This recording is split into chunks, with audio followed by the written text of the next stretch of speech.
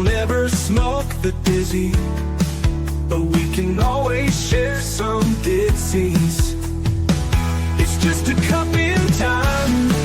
This song doesn't have to run. Life's all of us, not every moment we can be feeling fine.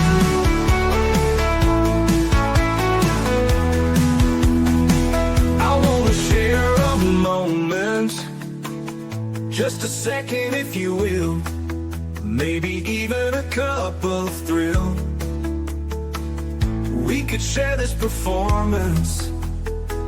It's tea time, come sit with me. Well, welcome guys, Mrs. in the house, and tonight I have Maria Gallucci. I think I'm saying it right. If not, I'm going to get her to pronounce her last name. I always hate when I mispronounce names. But we're going to serve you a good, strong cup of tea tonight, and her tea is Teaching Empathy and Empowerment. Growing up between two worlds, turning silence into understanding, and helping people feel seen, heard, and valued. That is the tea we are serving in the house tonight. But before we get started, we're going to get everybody over to different platforms: Facebook, LinkedIn, TikTok, Instagram, Lemonade, Clapper, Blue Sky, all those good platforms. Give those a like, follow, subscribe, because these tea times do make a difference for the guests.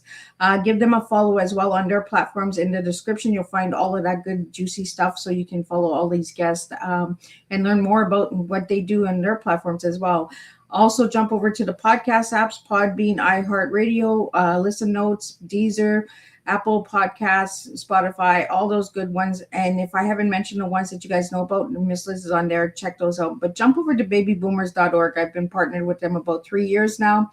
And there's over 50 different podcasts that are over there. So if you want to get featured on different podcasts, or get your books, or get your stories shared, and Miss Liz is not bringing you the flavor that you're looking for, you can always jump over there. I always like to encourage you guys to check out different podcasts and support different colleagues in the podcast world. So check that out, babyboomers.org. There is incredible podcasters over there. So let's get started with disclaimer, and then a beautiful intro, and then we're going to get Maria in here, and we're going to spill some tea and have some fun tonight. Disclaimer for Miss Liz's Tea Time live show. Miss Liz's Tea Time is a global platform dedicating to sharing real-life stories, diverse perspectives, and meaningful conversations that inspire awareness, healing, and connection. I'm Miss Liz is going live using StreamYard. Before leaving a comment during the live broadcast, please grant StreamYard permission to display your name at StreamYard.com. Please be advised that all the content brought forward during any Tea Time show is presented in good faith. However, discussions may include opinions, beliefs, and perspectives that do not necessarily represent the views of Miss Liz or the Tea Time platform. Information shared by guests is based on their own experiences and is perceived to be accurate at the given time of airing. All guests, viewers, and participants are responsible for using their own good judgment when considering any action or decision that may relate to these discussions.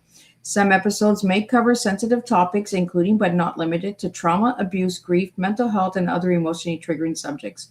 Listeners' and viewers' discretion is strongly advised. Tea Time with Miss Liz is an open discussion forum designed to offer insight, inspire awareness, and create connection. It is not a substitute for professional, medical, legal, or therapeutical advice. If you require professional support, please seek assistance from qualified professionals or trusted resources in your area. If you have any questions regarding this disclaimer or the content of the discussion, you are welcome to contact me, aka Miss Liz, directly at bookingmissliz@gmail.com, or check out my link tree, Miss Liz's Tea Time.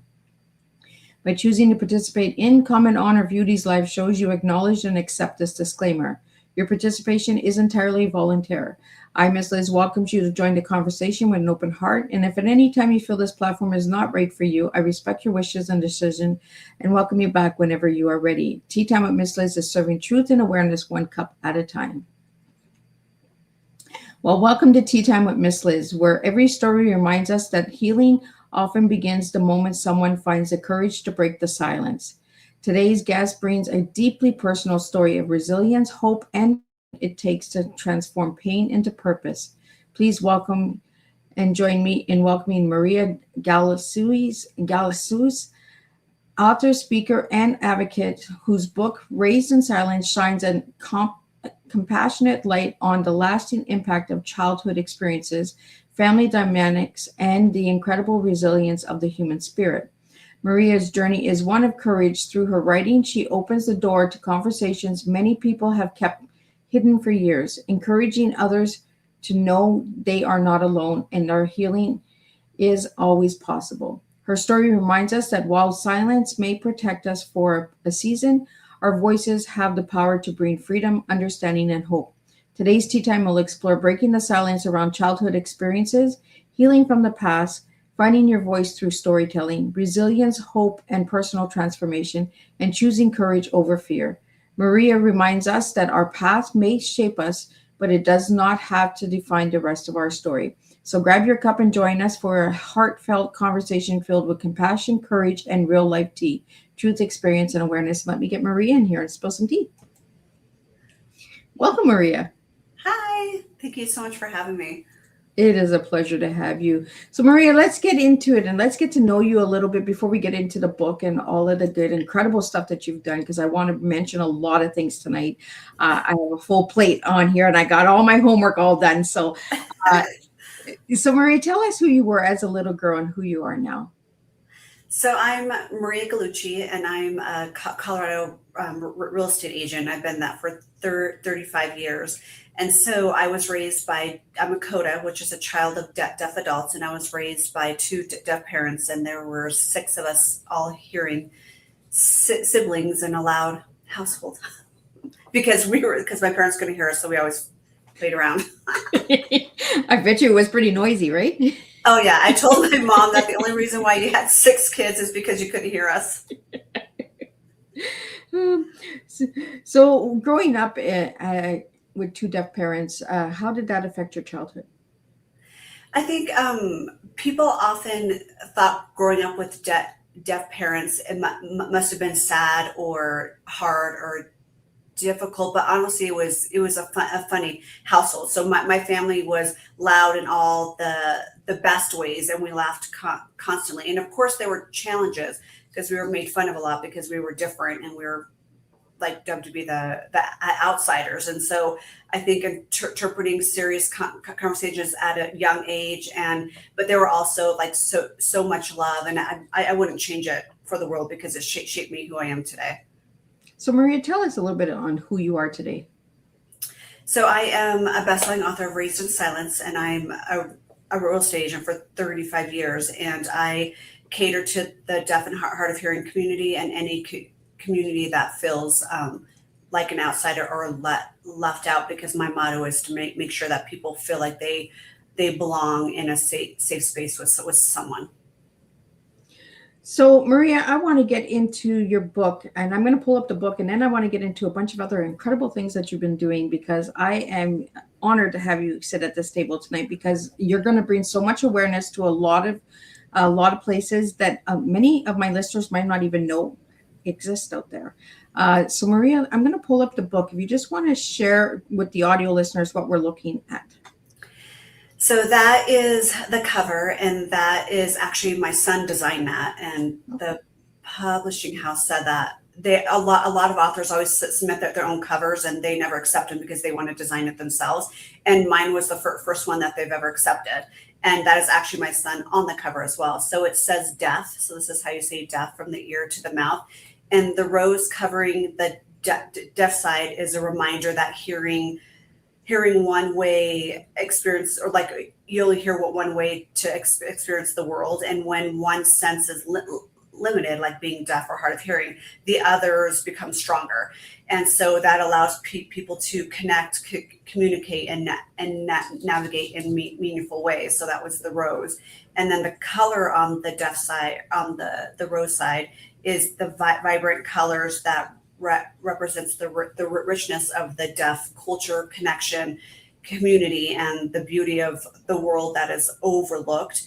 And then the eyes hidden is it symbolizes that you can't identify somebody's story just by looking at them. And so that could be deaf, hard of hearing, LGBTQ plus, or living with a disability, or carrying experiences that aren't visible. And so we all have parts of ourselves that the world cannot see. And then the mostly black and white design reflects how many people see the world through a limited view and lens when it comes to inclusion and belonging. And so the color breaking through represents what become possible when we just choose curiosity and understanding and connecting over assumptions. And so we can't assume we know someone's experience or what they're going through just by looking at them. You know, I'm really glad that you said that, because a lot of people don't know that I wear hearing aids, and you know, just by looking at me. So when I always get my guests to come in a little early, just so that I can make sure that my hearing box is working good, because then I know what the different color lights, right? Is it going through? Is it not going through? I get one red light, one green light, you know. But it's so true, right? We judge what we don't know and what we don't see, right? Exactly. And So I think that a lot of people are afraid of the unknown, and so they're afraid of they're scared of doing something. And so my motto is always just try, because you never know what that can bring, and you never know, one act of kindness a day could completely change that person's path in life. I like that. Just try. So how old were you when you just tried? Probably very little, because I had to just try to, because ASL was my first language, so I always had to just try everything. You know, it's simple things in life that we overlook all the time, right? That we don't pay attention to. So what did you learn more out of life, from the ASL or from speaking? Well, ASL was my first language. So my mom always said that we learned how to talk through the TV, and then through counseling and stuff. So I've always stuttered my entire life. And so I've always was going through counseling to begin with. So my brothers and sisters just joined me so that we can all learn to speak. And so for me, I think I learned a lot from the deaf culture, because it taught me resilience and empathy, and how to make someone feel valued, and which has always been important to me. And I've always said, like, if someone feels like an outsider, I always tell everybody, don't try to be someone else just to fit in. And because the things that make you different become the things that are always your superpower and what you're proud of later. And I always tell everybody that your story has value. Absolutely. Like I said, I'm really honored that you're sitting at my table tonight, Maria. So how did you get from the deaf community to realtor? So I was 12 years old when I had to help my parents buy their first home, because we went, I just thought I was taking a car ride. So we just went to the title company to close on the first home that they were buying. And they had no interpreter there. So they had no access to their own language. And so, I mean, of course they can read and everything, but just reading something, but actually seeing it or hearing it in your own language is completely different. And so I saw them feeling like isolated and embarrassed too, because they don't know like what they're doing. So even though I didn't know any of the meanings of the paperwork, I jumped in and started interpreting. And then you could tell that it was a weight lifted off of my parents, that someone was actually there to communicate, even though I was little. And so I remember thinking to myself, I will never let anybody feel the way they did that day. So you've been in this business for 35 years, you said, Maria? Yes. Yep. So what has this business taught you about the community, the deaf community? I think patience, and which I've always had. And so just being raised in the culture has taught me patience and kindness, and to listen, because I feel like a lot of us, especially hearing, don't really listen. But when you're signing and everything, you are talking directly to them. So we're not looking at our phones. We're not doing anything, because you have to look at them. So it taught me to read body language expressions, because that's huge in the ASL language. Body language is something that many people don't talk about, right? They overlook that a lot. And there's a lot of signs with body language. If somebody's really engaged in the conversation, or they really want to hear what you're saying, and that's why I love doing video. a lot of people said, Miss Liz, why do you do video tea times? And I said, because I want to see if my guests are engaged, if we're having a good conversation, or they're rolling their eyes, twiddling their thumbs, or writing something, or on the computer, or looking over there and saying, oh, when's the next question coming? Like, yeah, or thinking the next thought. And that's why I love video, because I can see that we're having a connection, right? We're in two different areas as well. So we get to experience in two different areas, like, and see if the flow is going good, right? And the audience can see if there's a good connection as well between the guest and the host. Exactly. And I feel like it's more engaging, like even with like meetings, Zoom calls and everything, or it's always better to see, it's always better to have the visual. And even to this day, I can't have a conversation. Well, I can, but it's hard for me to have a conversation with someone wearing sunglasses, because I can't see their emotions and I can't see their like expressions. And so for me, I always have to be like, have eye contact and be very engaging in it. Maria, do you read lips? I do, but that is one of the biggest misconceptions of the deaf and hard of hearing community, is that everybody can read lips and they can't. And so I feel like when people are trying to help them at a coffee shop, that they'll just try to either speak louder, which does not help, or like talk more clear, thinking that they can read lips, and not all of them can. Yeah. And that's one topic that I struggle with, because my kids are like, Mom, I can't read your lips. And I said, some of you won't be able to. And sometimes my lips are really scrunched together. These are all the awareness that I want to bring out through this conversation tonight is, and raising in silence. The silence of not knowing and being aware is what I really want to bring out in this conversation tonight. The title of your book, Raised in Silence, what can people find in that book? And what do you hope the takeaway is from that book?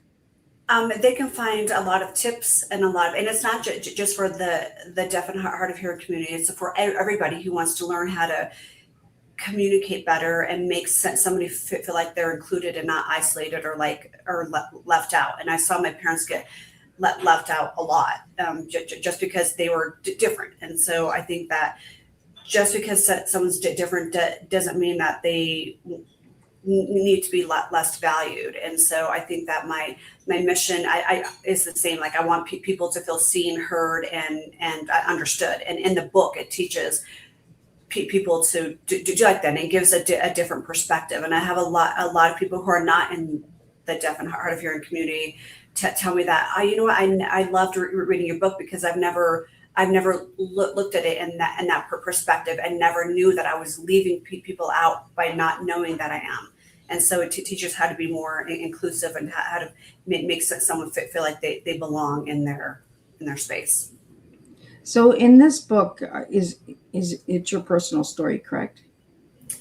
Yes, it's got some of my stories in it, but in it, it's more. So it's not a memoir. So it's a book about basically inclusion, awareness, like letting people know if this happens, try to do this. So it's got like keynotes and things like that within it, trying to give like more advice and giving second thoughts, like, well, what if I did this instead, or what if you did this instead of that. So the what if. Mm-hmm. Is that in the book? Is that in the book a lot, Maria? It's on the back of every chapter. So a chapter goes, and on the back there's keynotes like, have you thought about this perspective? What if you did it this way? How would that make you feel? Like, it would be better to do it this way than that way, because it'd be just trying. Like, if you just try to do it this way versus another way. So in the back of each chapter, you're giving them the opportunity to look at a different way of life, a different perspective. Yes. Yep. I like that. That's different. I really like that. That's the first time I've heard somebody doing that. Making people think. Yeah, exactly. Like, that makes sense. So everybody's been, and then it's got funny stories, sad stories. So I think it's a book that's will make you laugh, make you cry, and I think at the end will will open your eyes to be like, hey, I've never thought about it like that. Let me try something different. So how long did this book take to write? So 15 years in the making. So Ooh, so it's a good book, guys. I had it on my New Year's resolution every single year to finish the book. And so then finally in 2024, going into 2025, I had it on there. And I was thinking, you know what, this is going to be my last year putting it on here. I'm going to have it done this year. And so I just pushed through it, had it edited, and it did all that stuff. And so I even found when I restarted my phone, I had found all my old like stories and things that I was writing. So I just compiled them all and then did the story from there. So Maria, are you one of those ladies that keeps a lot of notes and little quotes and little things, and then you open it up and you're like, ooh, this is... Yeah, I'm like, oh, that's a good quote. I should have kept that. I should have put that on my mirror. I always tell my kids, don't look at my notes because I got like thousands of notes and it'll just confuse you. But yeah, exactly. And no one can even read my handwriting either, so it's better to type it on the phone. I have the worst handwriting. Well, we have a couple of questions coming in from a couple of the listeners out here, and I'm going to jump into this one right away. It's Bargain Homes. Did you always know you wanted to work in real estate? I was a teen mom, and so I already helped my parents with that, and I actually liked the process of that. And so as a teen mom, life moved fast, obviously, because I'm a teen mom and I need to find a job right away. And so I needed work in that. That's how actually I found real estate and financing. So looking back, what felt like survival ended up becoming my purpose. And I've never looked back. I've always loved it. And the next question we have comes from Rick, and it is, what was the biggest challenge when starting Uptown Realtor Group? It was the unknown, because you're starting your own brokerage. So I was already a real estate agent for years, and we're all self-employed as it is. But to open up your own brokerage comes with a lot of responsibility, especially when you have agents underneath you and everything. So I think it was the unknown and making sure that I do everything correctly. And is this going to succeed as much as me, myself? But I found out in real estate, it's really not where you are. Where you hang your license. It's the relationships that you build through your clients. So your clients always go to you where you go, and the referrals always go to you. So I think that's what I had to get in my head when opening it. Like, it's going to be okay if I'm not at this company. It's going to be okay to open it because everyone's going to come anyhow. So is all of them. So Maria, do all your siblings work in realty, or just you? Just me, and my sister is my assistant, so she works for me. And then like my daughter is graphic design for real estate. Oh. And then my son is photography and interior design. So they are in it in some shape or form. They're in that creativity, because buying a home and staging a home, that's design right there. Like, you have to make it, design it to sell it, right? So exactly. And he's got the eye for that. Like, he's very creative, which I don't. Like, I could tell you if I like something, but I definitely don't have the creativity mind for that. And they both have that. And I'm like, I don't know where you got that. It must have skipped a generation. Marie, that's one thing we haven't really talked about on Teatime is selling homes and buying homes. What are the biggest misconceptions of that? I think a lot for sellers, everyone loves their house. And so everyone thinks that their house is the best and is like worth more than it really is. And overpricing a listing is the death of a listing. Like, it's so bad to overprice a listing. And I think that's one of the misconceptions. Oh, we could just drop it. But if you're sitting on the market and you drop it, that looks bad as well. So it's always important to price right. And I think for buyers, I think a lot of them think that they're getting a new build. So during the inspection process and everything, I don't think people realize that a home is a big deal, but it's better than renting because you're not wasting your money on rent as well. And so I think that you just have to look at it in different perspective, like what you're gaining. And I know it's going to be hard, but you just have to look at all the equity and stuff. So I think that the inspection process is probably the hardest for the buyers. Maria, how old were you when you bought your first home? 18, right when I was able to. Yeah. Yeah. Listen, I'm 52 and I'm still struggling to buy my first home. I'm very picky. I don't know. It's just, there's just something it's not the right place. It's not the right time. Like, how do you know when it is the right home for you?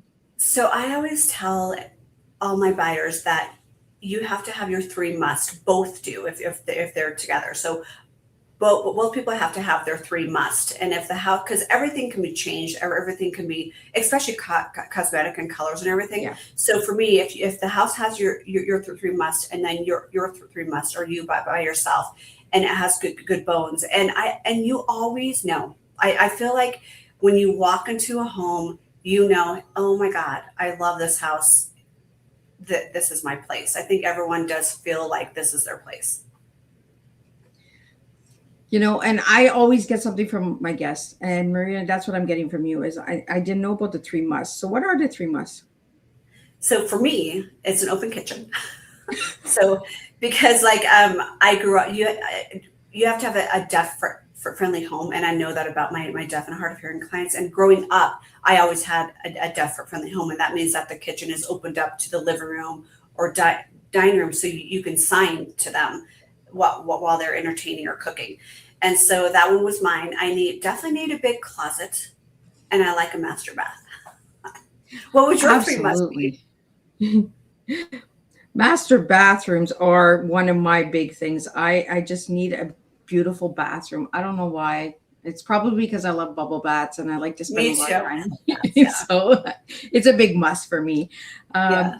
We have a comment here that I just want to read out to you, and it's, I've already added raised and silence to my reading list. Well, thank you for that. Thank you so much. We have a question here from Bargain Homes is, how did being a CODA shape the person you are today? It made me resilient, and it taught me communication skills. And I think that's so important as a human to like have the correct communication skills and to listen. And so for me, it taught me empathy, resilience, and understanding and patience, because you do have to have patience with that. And so for me, I think it shaped me to be a better person. I have the softest heart ever. And so I don't know if that's good or bad, but so for me, it shaped me to be a better listener and a better communicator. Absolutely. Well, I want to get into your T, because your T is teaching empathy and empowerment, but we want to go into the deeper T. So the deeper T that you gave me was growing up between 2 worlds. That's the first part of your T. So share a little bit about that. So I think for me, I grew up with the deaf and hard of hearing world, and I had to bridge the gap between the hearing world. And so at home, I would feel like I'm in my deaf culture, and so I'm in like my spot and my place. And then when I go out there, I was just somebody who was trying to fit in, because for me, I didn't really fit into the hearing world because I was always raised with the deaf culture. And so for me, I had to struggle between the two, but the two brought me both that value and the things that I learned today. So it was great because I feel like I got bonus sides. And your next part of your T is turning silence into understanding. That is for listening. Like, I feel like we don't listen. I'm guilty of it too. We're either on our phones, we're thinking of the next question. And I feel like when you sign, you can't do that. And so for me, it's listening for sure. I think that makes you a great communicators. And I feel like even the most loudest like leaders and everything, the people who I feel like are the great listeners have never even heard a single word in their life. Yeah, because they're too busy speaking and not listening. Exactly. Yeah. And the next part of your T is helping people feel seen, heard, and valued. That for me is very important, and especially my son's gay, so he I saw the struggles he went through, and I feel like the deaf and hard of hearing and the LGBTQ plus communities go hand in hand, because all they want to do is feel like they belong and feel like they can be their authentic self. So for me, I've always wanted to create a safe place for anybody and any culture and anybody who feels like an outsider. So that's always been a huge importance to me. Well, I think it's time that we all just accept people for who they are and stop trying to change everybody. Like, I feel like this world is just trying to change everybody. Like, oh, you don't fit in the shoebox. Well, you're not part of society.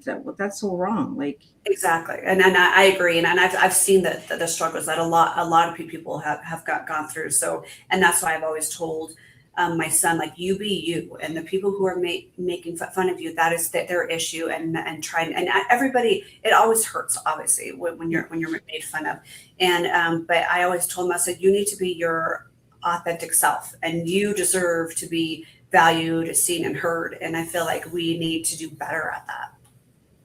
Well, we have a question that just came in, and it is, why is accessible communication so important in real estate and everyday life?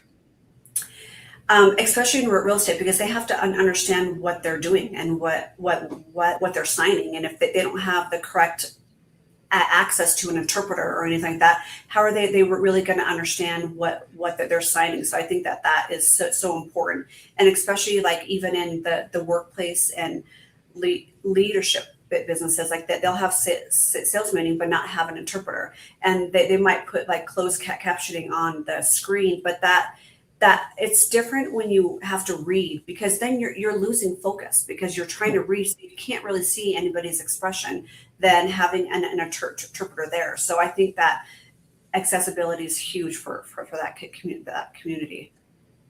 And for people that are looking for interpreters, where can they find them? In Colorado is PSLI, and Purple Relay, that's a one good, and I think they're nationwide, but there's a lot of different non-profit organization that does that, and now they're covered by the ADA law. So a lot of places now have to provide that and can't charge them for it. Oh, good to know. Mm-hmm. A long fight, but we got it. Right. And this is what I do. I like to get the information out there so people know about it, because there's so much information out there that we do not know because we're too busy with all the gossip and all the speaking that we're not listening and researching and looking, right?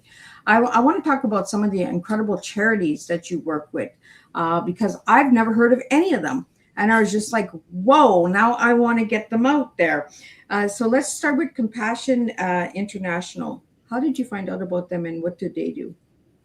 So I was actually the founder of that one years ago, before, my son was a baby. And so that was helping kids across the world get water and like sex trafficking. So now it's called the Line Project, which is still around. I'm not on it anymore. We have sold it to them, and they're still thriving and doing amazing. So they've joined together, Compassion International? Yeah, it all like combined, yeah. Because I do have Lions Project down here on my notes. Oh, yep, yeah. So and they're still around. It's amazing to see what happened with that. They're really big, and they help so many kids.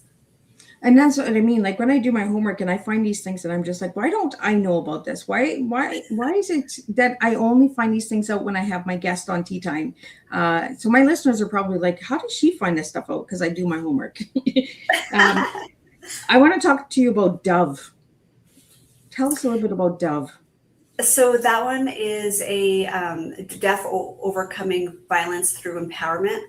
And so that is for domestic abuse. And so we help the deaf and hard of hearing people, when they're abused, find them homes and just support them in any way that they can to take them out of an abusive situation.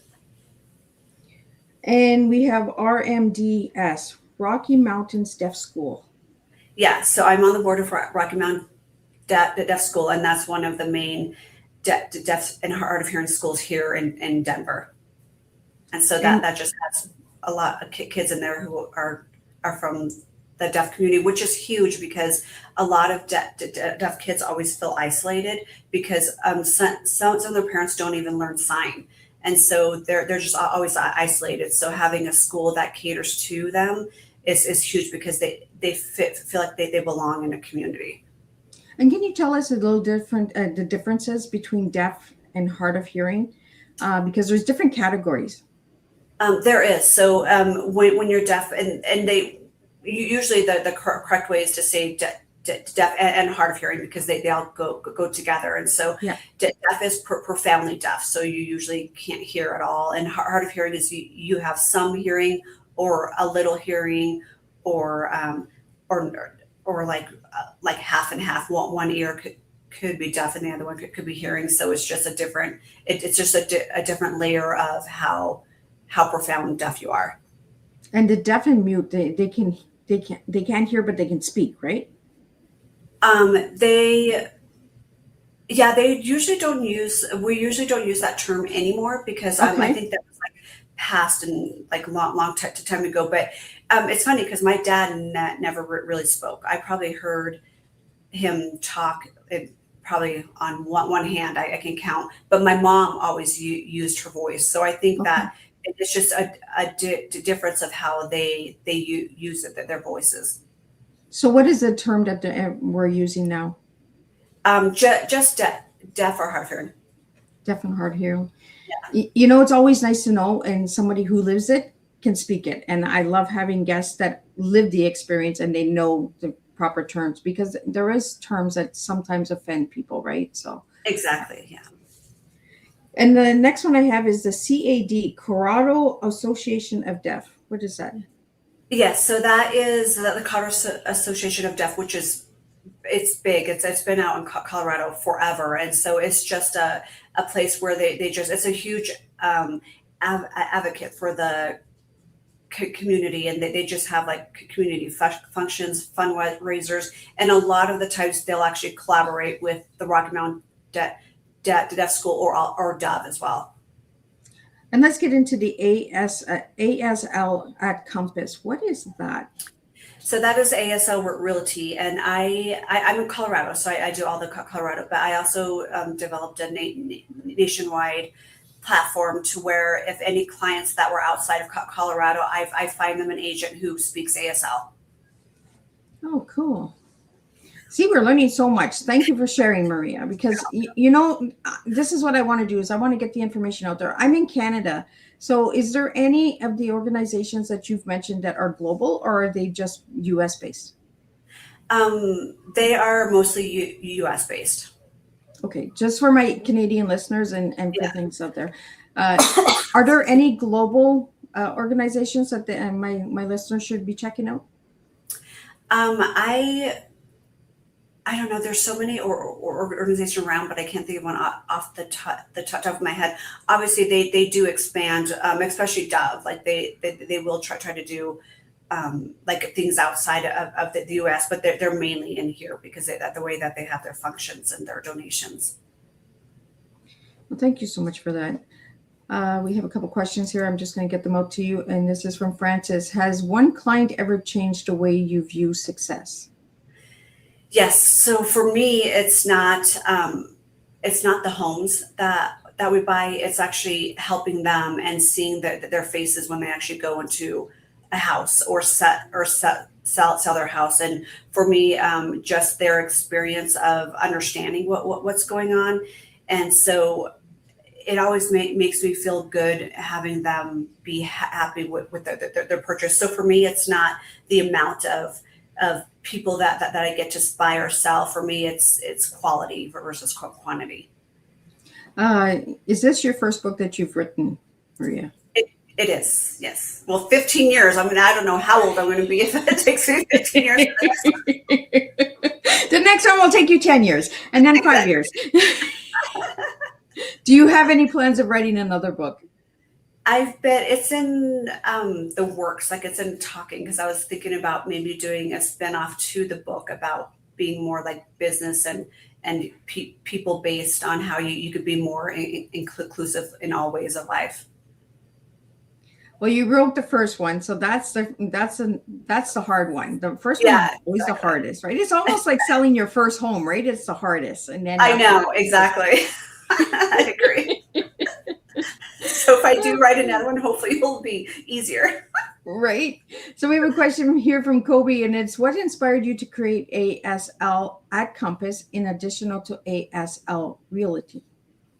So they're basically one and the same, but ASL at Compass is like an affinity group within Compass. So if any agents within Compass, because we're the number one brokerage worldwide, and so there's so many of us agents, and so it's a platform where the Compass agents can join to be one of the preferred agents for other states. Then we have another question here from Bargain Home again is what advice would you give young people who want to create more inclusive businesses? Don't judge, because I feel like we judge too quick, and I feel like I've always taught my kids to put yourself in their perspective. Like, would you want to be made fun of? Would you want to be that? So I've always told them to try to always be kind and do unto others what you would do unto yourself. And it starts with us, and it starts with us teaching our kids those values. Absolutely. We have to be the example. If we want our kids to be a good example, we have to be a good example. Yeah, exactly. How can businesses become more inclusive for deaf and hard of hearing communities? I think to have accessibility to interpreters and ask them, do you want us to bring an interpreter in? And it's all the ADA. So most likely you might not have to pay for it. And if you do, it's not very expensive, but that would change their world and perspective if somebody brought an interpreter to let's say you're having a sales meeting or human resource meeting or anything like that, to have an interpreter there changes their whole viewpoint of that company. I mean, it shows a lot that you took the time to bring someone in there to help them. So Maria, when you're selling a house, do you have a copy of your book? No, but that's a good idea. I try to put it in the gift baskets and give them an autograph. It's a good marketing thing, right? Yeah. You don't like the house, you might like the book. Yeah, exactly. Give me a 5-star review. We have a question here again is what does authentic leadership mean to you today? Mine is making a safe space for them to feel like they can go to you for anything. And so I think that when you make somebody feel comfortable and make them feel like they belong somewhere, I think that makes them feel like they trust you. And that's very important with leadership, especially. Absolutely. We have another question here that just came in is how has advocacy influenced your success in business? I think it shows that I'm there for them and that I'm here to help them, and I will always be on your side. And what have your clients taught you about trust and communication? Always be upfront and be truthful, because I think that's the most important thing, because they have to have trust in you, especially when they're making such a big business decision and their whole life decision. They have to feel comfortable with you. And what does home mean to you today? Happiness and just like a space where you can be yourself. So let's get back into the book. So in the book, how many chapters are there? Is it an easy read? What target audience are you going for? I'm just going to pull it up again for all the people that are watching the video. Tell us a little bit more about your book. It is a very easy read. It's I think 180 pages on the paperback, and then 152 on the Kindle. And then there's also it's on. We have the Kindle audio, paperback, and hardcover. And so it's a very easy read, and it teaches a lot about just being authentic in your own self. And then right now I have it I'm having it translated in Spanish, so there'll be a Spanish version as well. Awesome. I love how you're giving to different communities and opening it up to a wider audience. Uh, what is the percentage of deaf families in America? Do you know? There's actually a lot more than a lot of people think, and it's a huge community, and it's a very underserved community. So for deaf and the hard of hearing in Colorado alone, just the Front Range is over 300,000, and so there's a lot, and I think that people don't realize how big the community actually is, and that of course is adding the hard of hearing as well. And that's just in the United States of America. That's just in Colorado. Oh, Oh yeah, that's from Fort Collins to Colorado Springs is over 300,000. I think that the last I saw was like 500 or something. So no, it's a huge community, all wow. across the United States and the world. Like it's a really big community, and I think people don't realize how large it actually is. Wow. Well, 300,000 just on Colorado. Like that's Yeah. like I thought that was all the United States, and I was like, that's pretty Oh large no, too. But we're it's just probably the going into millions, right? yeah. Oh yeah, for sure it'd be in the millions. Well, I have some lightning bolt questions here for you, and then we're going to get back into a little bit of the childhood experiences and that you experienced growing up. Coffee or tea? I like coffee in the morning and tea at night. Oh, so she's both. So Mountains or beach? beach, but I don't get in the ocean. I'm terrified of the little critters. Right? You just don't know what's in that water. It's beautiful, but yeah, they bite. Yeah. There's a lot of things with teeth I in know. the water. Exactly. I'll look at it. Sign language or spoken language? What has taught you the most in life?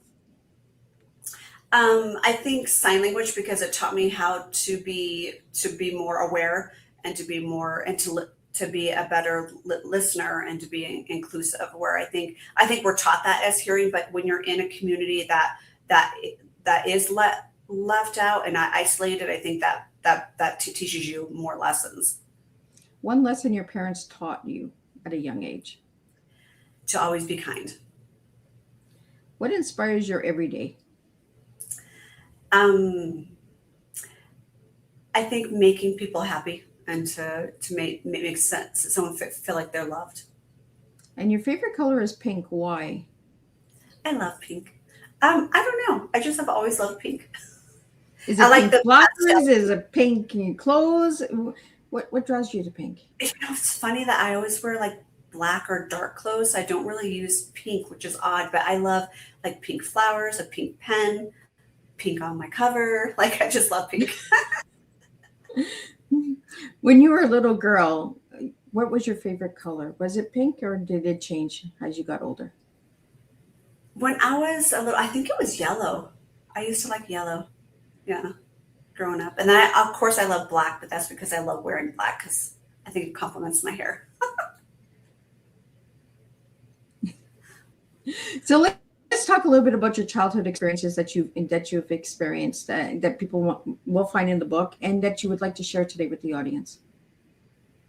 I think that when I was, I think it's helping like in interpreting for my parents because I had to interpret, which was a hard part of my life when I was younger, that I had to interpret my mom's terminal cancer diagnosis. So that for me, so I'm just glad that a lot of the accessibility has like changed. Like we've come a long way from when I had to tell my mom that she was going to be pass away between 1 and 3 months. So I think that I hope that people, especially with my experience in my book, walk away with the like thinking that communication isn't one size fits all, because I feel like we all experience the world differently, especially as a child. So I think that when we slow down and meet people where they are, I think that amazing things can happen. I think as a child that taught me that. And how have you found your voice through storytelling? Well, through storytelling, I always stutter. So I still stutter when I tell stories. And so I think it feels good to tell somebody different stories about your life, because that makes them feel like that they're open to tell you their stories. So I think that just opens up a good communication and connection aspect. Maria, how have you chose courage over fear in your life? I just try to think that fear isn't going to shape who I am. And if you don't ever try, then you can never get to the next steps. And all of us have failures, but if you're just trying, at least you made the effort to do the next step, and you can say to yourself, well, at least I tried it. And so for me, I think that's what keeps me trying different things.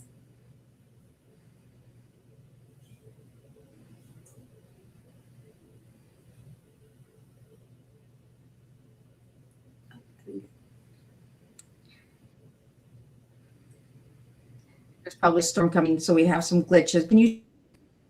Yeah, I can. I think it's a little bit frozen, but I can still. Can you hear me, Maria? Yep, I can hear you. These darn storms, we're getting a Well, I want to talk to you about you're an advocate, but you're also a speaker. So,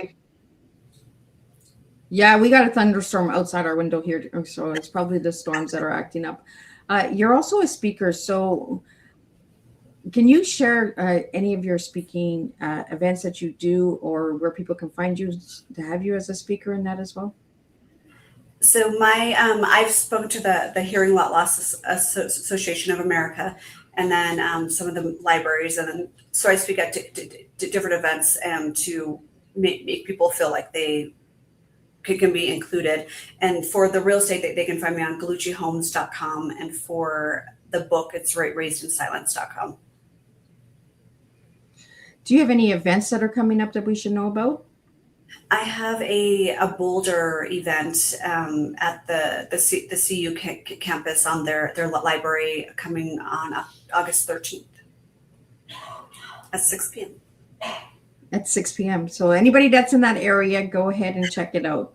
I'm just going to see here.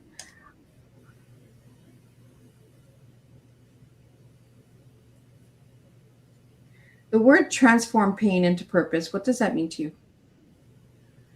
I think that the challenges in life and the pain that you go through shape who you are today. So I feel like it makes you who you are, and it makes you more resilient. At least it has for me. Now we have a question about your mom and dad. How does your mom and dad? You said your mom passed away, correct? Yes, and coincidentally, my dad passed away of the same cancer three years ago. It was melanoma, so it was just a huge coincidence that they died 25 years apart of the same cancer. Oh, wow. So does the cancer run in the family? Well, we did a test to see if melanoma was genetic, and it's not. And so it was all coincidence, because my sister had it too. She's fine, but she had it on her calf. So it was all just a fluke coincidence that 3 people have had it. Wow. So could you tell us a little bit about the Raised in Silence? For the people that are just joining in, they just want to know a little bit more about the cover and all that. So I'm just going to pull it up again, because we just have a couple people that are asking about the cover. So if you just want to share a little bit about the cover again, how you explained what each of the symbols mean. So sure. So it says deaf. So this says deaf in sign language. So one's on the ear and one's on the mouth. And the rose cut covering the deaf is a reminder that hearing is only one way to experience the world. And so when one sense is limited or gone, the other ones become stronger, allowing people to connect and communicate and navigate through meaningful ways. And so the color on the deaf side is for vibrancy, and it represents the richness of the deaf culture and connection and community, and the beauty of a world that is often overlooked. And then the eyes being hidden is covered for it. It symbolizes that you can't identify somebody's story just by looking at them, whether they're deaf, hard of hearing, LGBTQ plus, or living with a disability, or even carrying experiences that aren't visible to us. And so, because we all have parts, obviously, in our own selves that we can't see. And so the black and white concept is it reflects how many people's they see. I think that we all see the world with limited lenses and views when it comes to inclusion and belonging, and so the color breaking through represents what becomes possible when we choose curiosity, understanding, and connection over assuming or assumptions. And so I feel like we can't assume we know someone's experience just by looking at them. Yeah. And it's like looking at the cover, right? When you look at the cover of a book, it tells a story, and I love how your book brings us onto a journey as well of understanding, not just opening and saying, oh, it's a pretty cover. There's a story within the cover. And I love that your son made the cover. So how did you feel when the book was released? And because it's your first book, it took you quite a while. But I mean, how did you feel once it was published? It was amazing and surreal, I would think. And sometimes it just still has to hit me. But Rian said to me, he goes, it's so weird to see my face everywhere because his face is everywhere now. So I'm like, yeah, everybody loves the cover. It's so good. It does. It has a strong but a soft impact to it when you look at it. When you look at the individual's pieces of the story, it makes you open your eyes to see and look deeper within. So if anybody wanted to grab this book, where could they find this book? It's on Amazon and every book platform. And then you can also go to raisedinsilence.com, and it has all the links on there as well. So Maria, what would your final message be to all the listeners tonight about community and awareness and all of that stuff? I think just be kind and have more empathy towards other people, because you don't know what they're going through. And I think that literally one act of kindness or one gesture can really take somebody on a different path in life, because you don't know what they're going through. So Maria, if you could just spell out your website and all that, I'm going to put both of them up. So the first one we're going to start with is the Raised in Silence. If you just want to spell it out for the audio listeners. So RAISEINSILENCE.com. And the other one? And so it's GallucciHomes.com. So it's GALLUCCIHOMES.com. Gallucci. So I wasn't even saying your last name properly. I was just like, oh my God, I'm butchering this. I am so bad at saying last names. And this is why, guys, I'll just call everybody the first name. I'll just... Exactly, Some names are hard to say, and my tongue just doesn't go because of the hearing loss that I have, Maria. Letters, I can't pronounce certain letters. I can't pronounce certain sounds. So I struggle with that. But thank you for telling me how to say Gallucci. That's so simple, right? I know, but it doesn't look like that's how you say it, though. That's the difference. I remember the solicitation or the calls that you get a long time ago on our rotary phones. People trying to sell stuff. They used to always say it wrong. I'm thinking Gallucci. Well, they always call me Ghanaian. Like I'm a Ghanaian. Yeah. Like I'm just like, what? Ghanaian?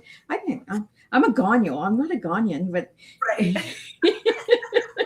Well, I want to thank you, Maria, for sitting and sharing your story and sharing the awareness of the communities and that, and for all of the work that you do and the organizations that you work with, charities that you work with.